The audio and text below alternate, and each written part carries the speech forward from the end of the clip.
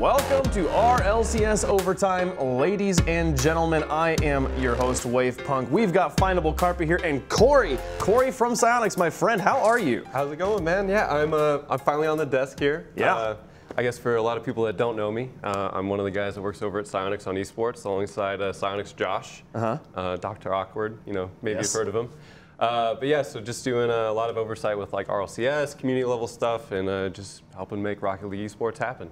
So fantastic! You are my favorite Psyonix Corey that has been on this show. So dodging that bullet. No. Just I have no past that part one. in this. Do not put me in that bucket. Well, it has been such an amazing season. We just finished up season 3 of our LCS. We just had our World Championships here in Los Angeles, and guys, this finals was probably my favorite one so far. Yeah. It's always like a big family reunion with everybody who comes out to see the event. And tell me about how you guys felt with this event. I mean, the family part's crazy. I know we were talking about it a little earlier, Corey, just how tight-knit everybody feels. And the moment I get here, I see all the players that I saw last season, and it just feels like, oh, like we're back. Like, how's it going, dudes? Like, I start like picking up on conversations that we had maybe 6 months ago. It's really cool.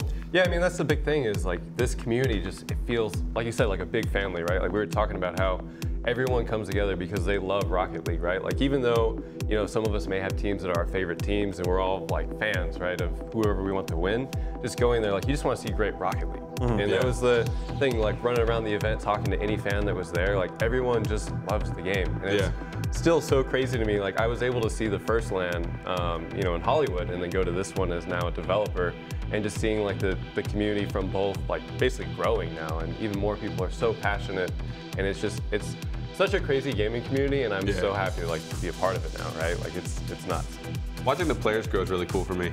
A lot of these players, I've known them since well before anything happened with RLCS, and then watching people like line up to get their signatures, it's just like it's so cool to see like somebody that I knew who I just like played some Rocket League with, or maybe like ran a tournament around, or got to chat with them. It's just like in a Discord maybe a year and a half ago, 2 years ago almost.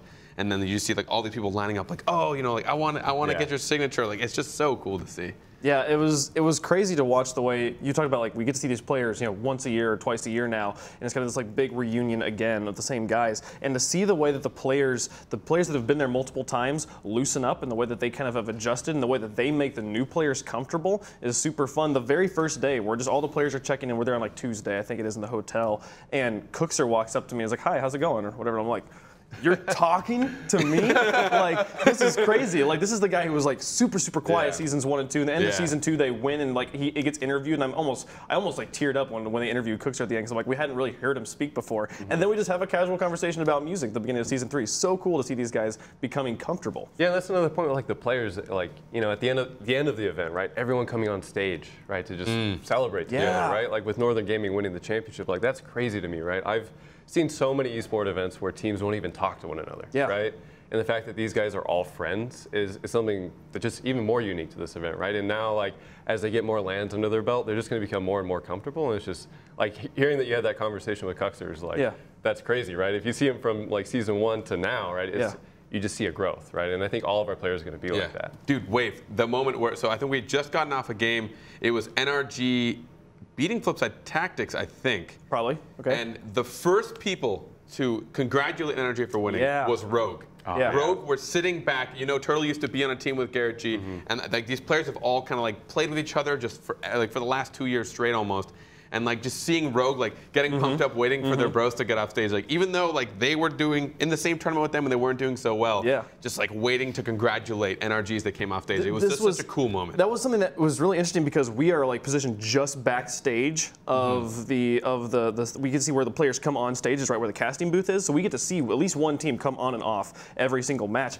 And that sort of thing happened a number of times. Greasy Meister, the grand finals, stood backstage the entire finals watching Northern Gaming, waiting to congratulate his former teammates, because that was where he started, was with these Northern Gaming guys. And it was so cool to watch these guys.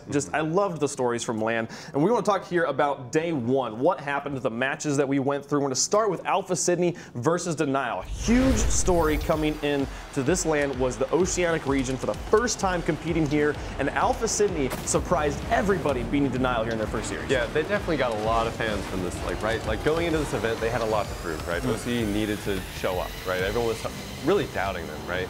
And the fact that these guys came out and they beat Denial basically on the show open, right? Like, we couldn't have asked for a better start to the event, and hearing even the crowd getting behind Alpha Sydney, it just, for me, I was just really excited to see OCE be embraced, by the North American fan base. Yeah, I think everyone was very skeptical bringing a brand new region. We hadn't at all been able to watch them perform on an even playing field with our regions, and I think everyone just being a little bit biased of having seen our own regions, having seen Europe, having seen North America for the last year. This series alone is actually what gave James Bott the pie in the face. He had only predicted 2 wins total, I think, and this one alone gave him the 3.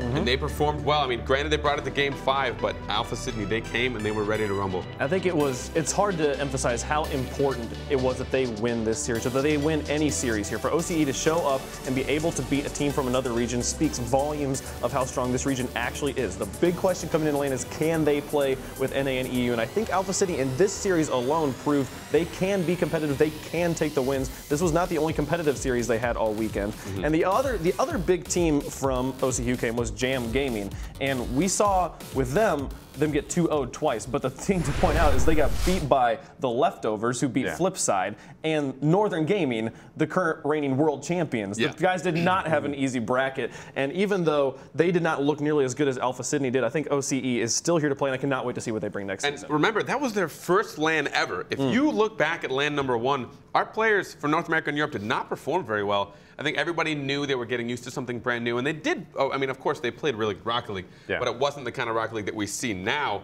And not only that, but like they had to, like OCE, the bracket wasn't really built for them. They had to play an extra round just because they were to a region. So they already had to do an extra round, and it was their very first LAN here. So they had a lot against them. So the fact that they still performed that well was like really cool. Yeah, I think one thing that stood out to me is they were able to adapt, right? Like Alpha Sydney going into this event, even like leading up to the days prior to Friday, like they were scrimming hard, right? Like they were probably one of the better scrimming teams out of everyone.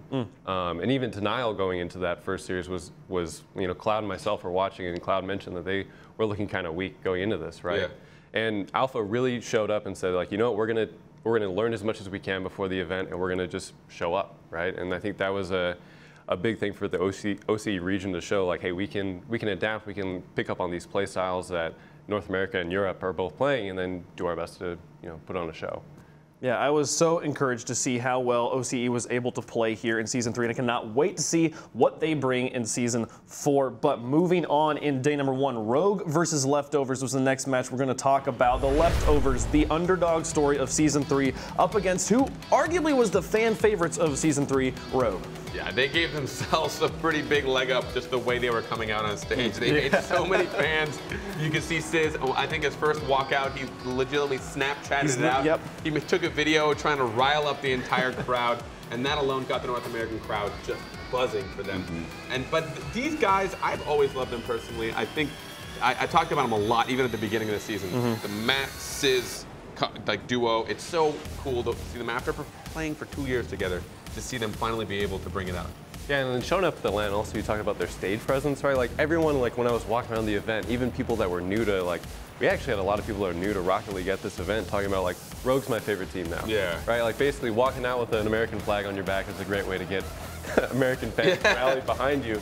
But I think, the great thing that I saw from them is they thrive off that crowd energy, right? And as soon as a crowd got behind him in this series, you could just tell that the way they were playing, like Sizz especially, he was kind of like this, basically the motivator for the team, and just kind of pushing everyone forward and like saying, like, you can see him on stage, right? His stage presence, like just walking out and then also in game, is basically one of the best of the biz, right? Like, I feel like we say this a lot, just as the casters, that the thing esports needs more than anything right now. It's not better level of play. It's maybe not even better organized tournaments. It's players who embrace the fact that they're performers, that they're on a stage, and people just want to know who they are. They want to know that those performers care about them, And you get to see them walking out on stage with a flag on their back. This is the way that Rogue introduced themselves every match. They upped the ante one more time every single time. We saw the show match that happened at the end of this day was with Xavier Woods comes out holding like Rizzo and James Bott on his shoulders, and it was crazy. And then the next time we see Rogue, they invert it, and they put, I think it was Turtle, they put up on top of the two of their shoulders.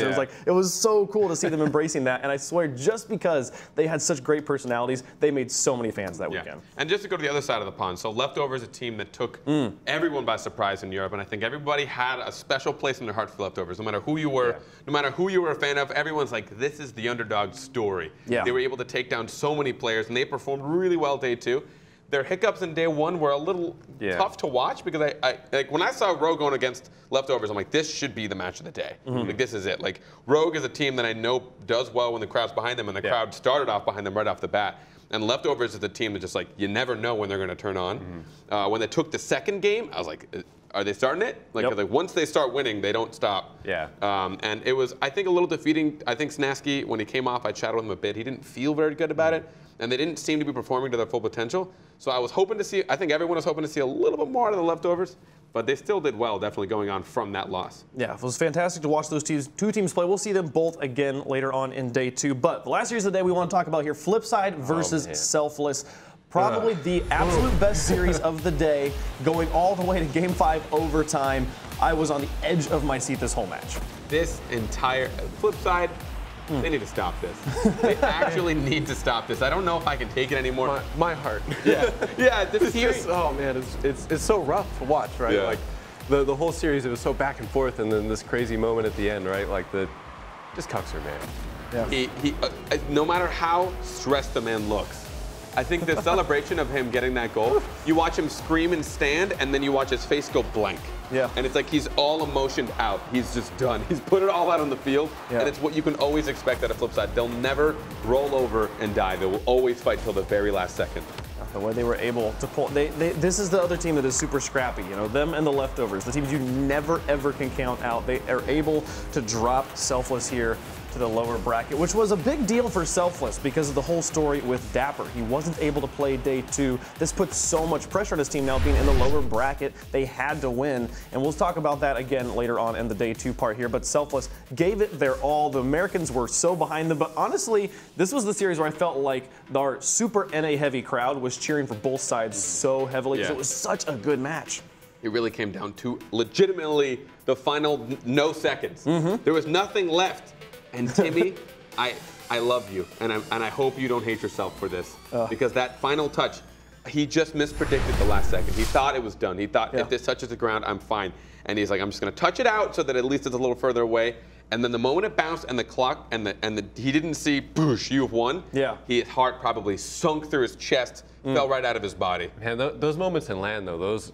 Like online, you know, that's only like a problem you can deal with, move on to the next match. But at LAN, like everyone can see how you react, and they're looking at what's going to happen next, and then have that moment happen, and then now you have to go into an overtime game. And then Cuxer not only like just making that shot, and the whole team just getting rallied behind him.